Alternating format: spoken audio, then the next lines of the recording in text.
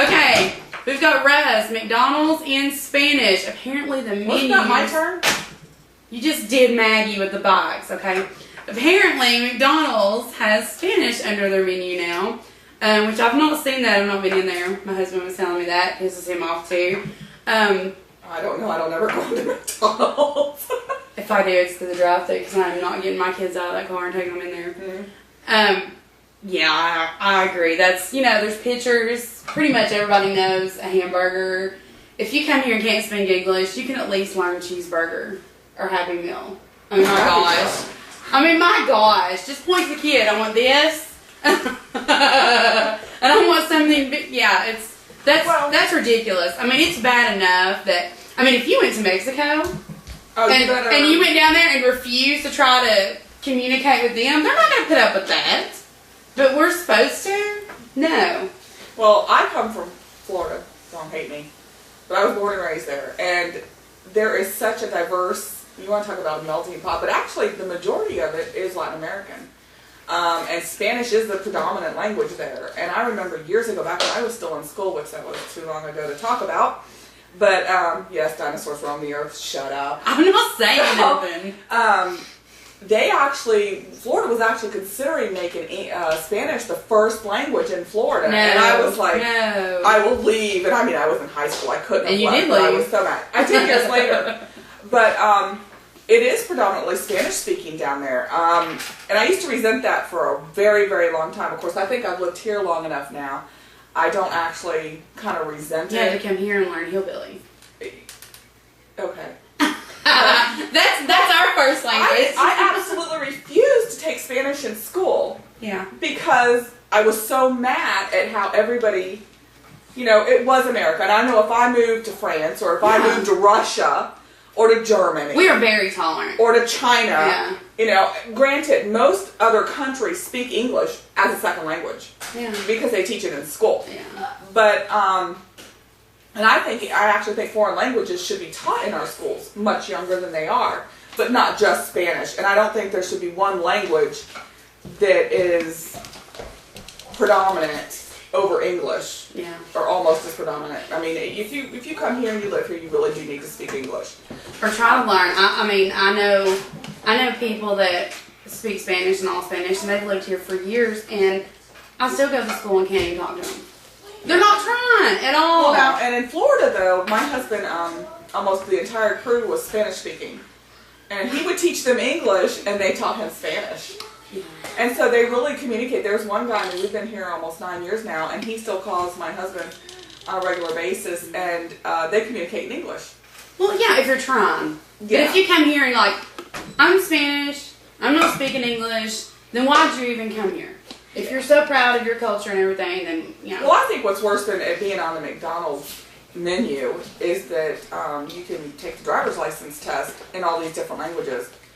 If you're going to be on the roads driving, yeah, you need to speak English. No, gosh, our stop. Or at least everything are going to be in Spanish under on next.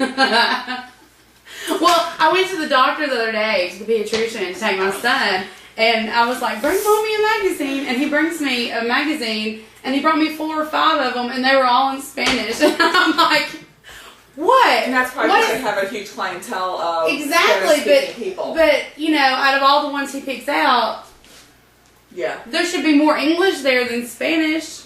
But I think if you're going to offer Spanish, then you need to offer French. You need to, and I'm not trying to be politically correct, although you have to offer all these different languages. But I think they actually, and I've actually told my daughter now to actually, even though I refused to take Spanish in school, I took French and German.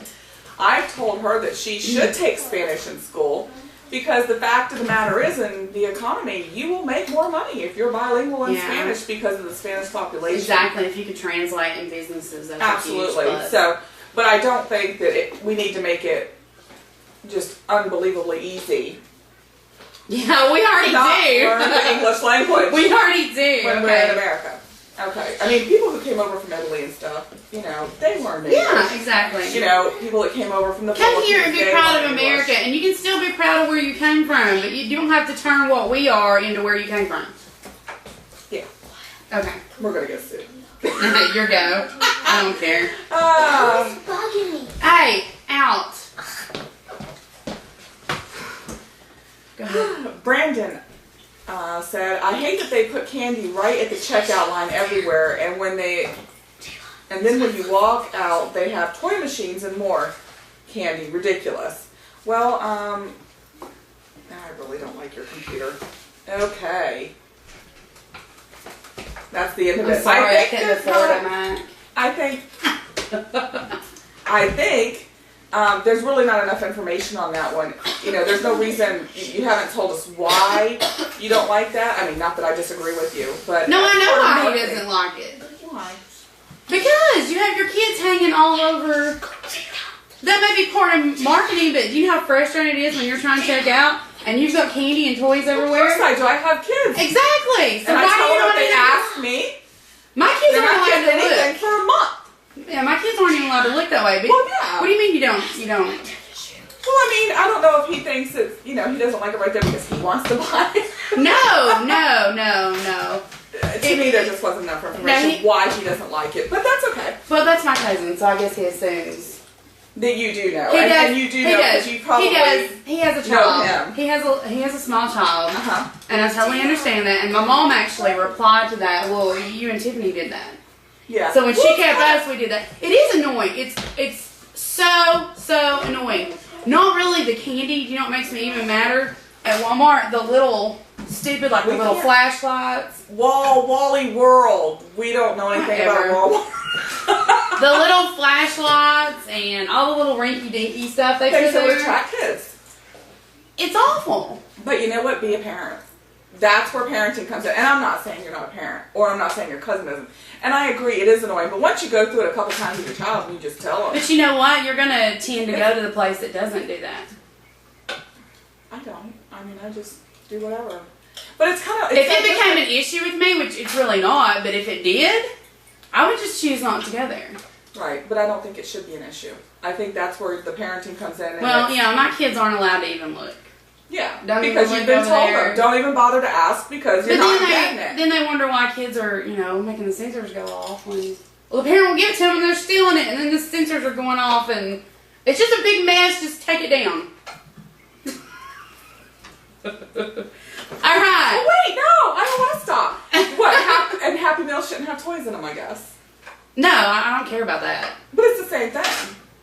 The kids aren't eating the toys. No, but they would. The toys are probably more healthier than the food, though. Because I know I used to have an issue with Matthew. He wanted to get a Happy Meal for the toy and then order something else off the menu. Of course, I adopted it. But it's a gimmick. It's the same thing as putting the candy and the toys right out there for the kids to see them and put them at eye level. But that doesn't bother me. The toy. I think it's un-American if you take the toy out of the Happy Meal. Well, I don't care if they have a toy in a Happy Meal. I'm just saying it's no different. Yeah, it is. No, it's not. That's an adult place to shop, to go. But you know you're bringing your kids. And then people get mad. Okay, then you see all these kids like going off and crying and pitching fits. How many times have you seen, not talking about anybody's kids we know, how many times have you seen a kid pitching a fit at a checkout line and the people that work there getting mad? Well, I had an issue where the person didn't get mad that was working there. And it wasn't even over a toy. It was because Matthew was trying to throw a bag of popcorn. He was little. He was maybe 2, 3. I was at the back, and they had the money drop, and it looked like a trash can pull out, where you pull it out and put your trash. So he was going to put the popcorn in there, and Brenna got it out. Stopped him from doing it and brought it over to me, and I'm trying to check out, so I wouldn't give him the popcorn back, and he's having a fit because he doesn't know why Mommy's being mean and not let him throw this popcorn away. He's trying to do the right thing. And, what?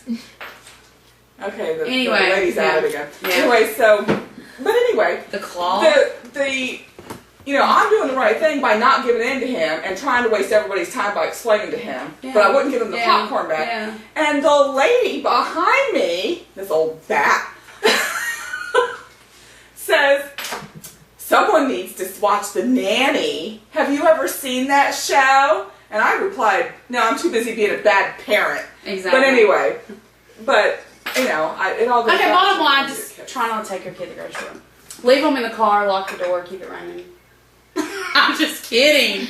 God, what a look. I'm kidding. No, leave it running with the windows up in 90-degree weather. I think that's what we should do. Yeah. Okay, Betsy. Me and a few other families absolutely hate social studies and science projects. We are in agreement that they should take time at school to do them instead of at home. Betsy, you're not alone, and I've said that for years. My daughter's in 10th grade now. If you grab that board and write something on it, I will stop the camera. Okay. And it started in 3rd grade. They had not even done a book report in 3rd grade, but they were expected to do a social studies fair and a science fair project, the entire thing, at home. They send home a paper saying how it should be done. Well, thank goodness, and at this time I was president of the PTO at her school, and beep. beep, and I actually had parents calling me saying, "What's a bibliography? How do I do a bibliography?"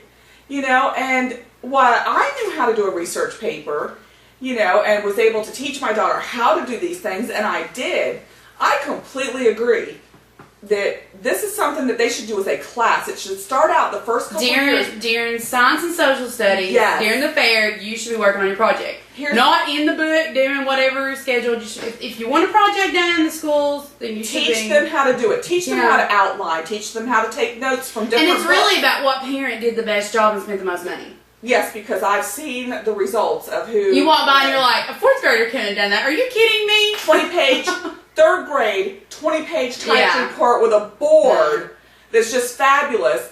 And then actually, Brenna actually placed and got to go to the social studies fair. Yeah, Jayla did one year. In 5th grade. The other boy that placed and got to go, his sisters came in, set it all up. It was about the Wright brothers.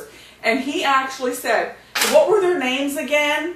I'm sorry, if you've got a 20-page typed report and you don't know their names, brothers, you didn't do it. Exactly.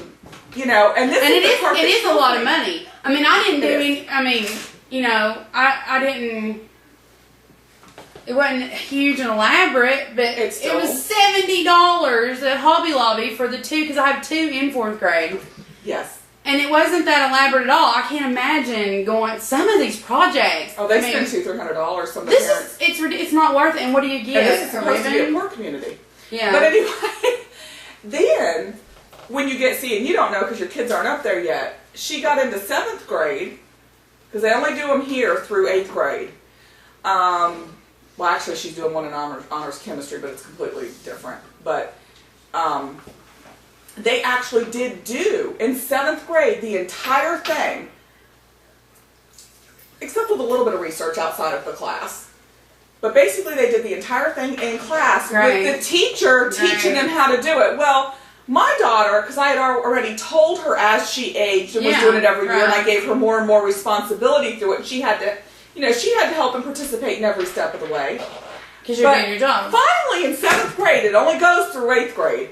Finally, they're doing it in class and being taught how to do it. Now, granted, there's a lot of kids that needed to be taught how to do it. Yeah. But the point is, when they're doing these in 3rd and 4th grade, that's when they should be taught how to do it. They haven't even, I don't think Brenna had to do a book report till 5th grade. Yeah. Meanwhile, she's doing research papers. My daughter's in 4th and doing was. Because when she did her 5th grade science, it was social studies fair, the one that she went to county with. Yeah. She did the entire thing by herself, including a 10-page report. The only thing I did on that was type it up for her because she wasn't proficient on the keyboard yet.